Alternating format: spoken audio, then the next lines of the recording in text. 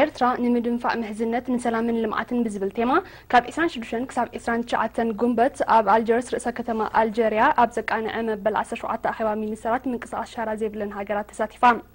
ኣብታ ኣኼባ ንልኡኽ ኤርትራ ዝመርሐ ቀዋሚ ኣምባሳደር ኤርትራ ኣብ ውድብ ሕብራት ሃገራት ኣቶ ግርማ ኣስመሮም ህዝብን ተኸታተልቲ መንግስትታትን ኣልጀርያ ምስ መትከላትን ክብርታትን ምንቅስቓስ ሻራ ዘይብለን ሃገራት ብዝሳነ መንገዲ ንብረታዊ ቃልሲ ህዝቢ ኤርትራ ንናጽነት ብዝገበርዎ ኣበርክቶ ኣብ ልብታት ህዝብን መንግስትን ኤርትራ ፍሉይ ቦታ ከም ዘለዎም ድሕር ምግላጽ ከተማ ኣልጀርስውን ቅድሚ 14 ዓመታት መራሕቲ ኤርትራን ኢትዮጵያን ኣብ ቅድሚ ኣህጉራውያን ኣዋሓስቲ ዶባዊ ሽግር ብሕጋዊ ኣገባብ ክፈትሑ ናይ መወዳእታን ቀያድን ብይን ዝኸተሙላ ከተማ ብምዃና ፍሉይ ዝኽርን ቦታን ከም እትሕዝ ኣብሪሆም